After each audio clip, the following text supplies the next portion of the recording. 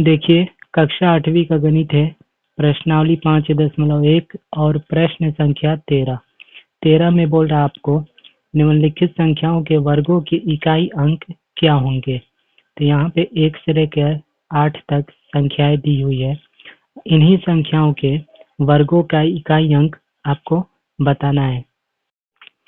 अगर आप इन संख्याओं का वर्ग कीजिएगा तो वर्ग करने में काफी टाइम लगेगा आपको। तो करना क्या है कि संख्याओं का जो संख्या दिया है, जैसे कि यहाँ पे 25 है, तो 25 का जो इकाई अंक है इसका हम क्या करेंगे, वर्ग करेंगे। इकाई अंक का वर्ग करेंगे तो वर्ग करने पे जो आएगा संख्या, तो उस संख्या का इकाई अंक इस 25 का क्या होगा, वर्गों का इकाई अंक कहलाएगा। जैसा कि बता दे रहे हैं आपको, जैसा कि देखिए यहाँ पे 25 है, 25 में इकाई का अंक क्या है, 5 है। तो 5 का हम क्या करेंगे, वर्ग करेंगे। तो 5 का वर्ग कीजिएगा तो आएगा कितना, 25।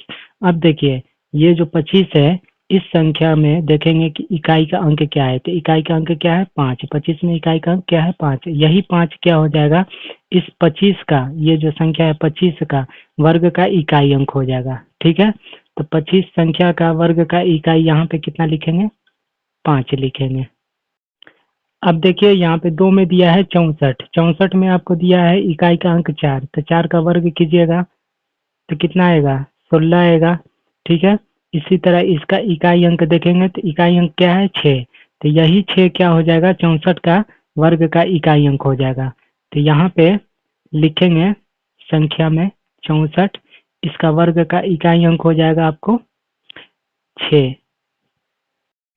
इसी तरह आपको यहाँ पे दिया है 272 में इकाई का अंक है 2। तो 2 का वर्ग कीजिएगा तो आएगा कितना, 4 आएगा।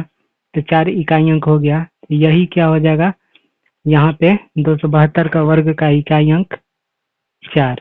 ठीक है, फिर आपको यहाँ पे दिया है 799। ठीक है, तो 799 में इकाई का अंक 9 है। तो 9 का वर्ग कीजिएगा तो आएगा कितना, 81। अब 81 में देखेंगे तो इकाई अंक क्या है, 1 है। तो 1 क्या हो जाएगा, 799 का वर्ग का इकाई अंक हो जाएगा। तो 1 यहाँ पे लिखेंगे। इसी तरह आपको यहाँ पे दिया है 5423 5 में। ठीक है, तो यहाँ पे इकाई का अंक कितना है, 3। 3 का वर्ग कीजिएगा तो आएगा कितना, 9। ठीक है, तो 5423 का वर्ग का इकाई अंक आपको हो जाएगा यहाँ पे 9। ठीक है, अब देखिए यहाँ पे 6 में आपको दिया है इकाई अंक इसका कितना, 7। 7 का वर्ग कीजिएगा तो कितना होगा, 7 सते 49। अब 49 में देखिए, 49 में इकाई का अंक क्या है, 9।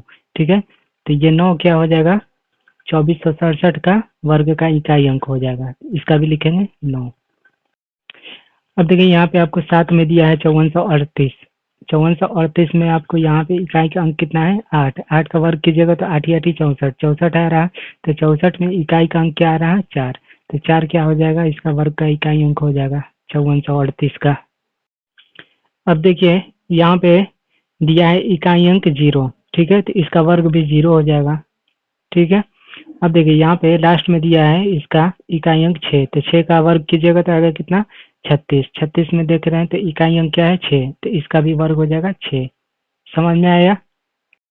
देखिए प्रश्न संख्या 14 में आपको बोल रहा है निम्नलिखित संख्याएं स्पष्ट रूप से पूर्ण वर्ग संख्याएं नहीं है, इसका कारण दीजिए। ठीक है, तो यहाँ पे 1 से लेकर 6 तक सभी संख्याएं दी हुई है।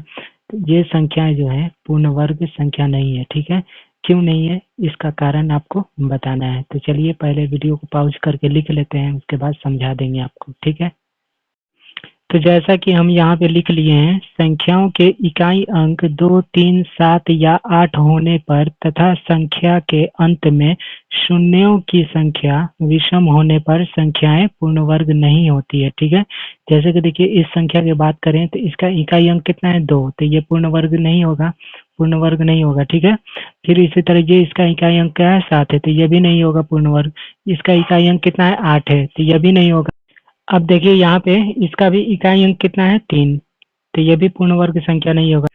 शून्य की बात करें तो शून्य अगर विषम होगा, जैसे कि यहाँ पे 1 2 3, शून्य की संख्या कितना है, 3 है। तो ये विषम है, तो ये भी नहीं होगा, ये भी पूर्ण वर्ग संख्या नहीं होगा। ठीक है, इसी तरह यहाँ पे लास्ट में दिया है इकाई का अंक कितना, 2। तो ये भी पूर्ण वर्ग संख्या नहीं होगा। तो इसका लिखेंगे फिर यहाँ पे प्रश्न में दी गई संख्याएं पूर्ण वर्ग नहीं है। ठीक है, समझ में आ गया। कमेंट करके बताइएगा।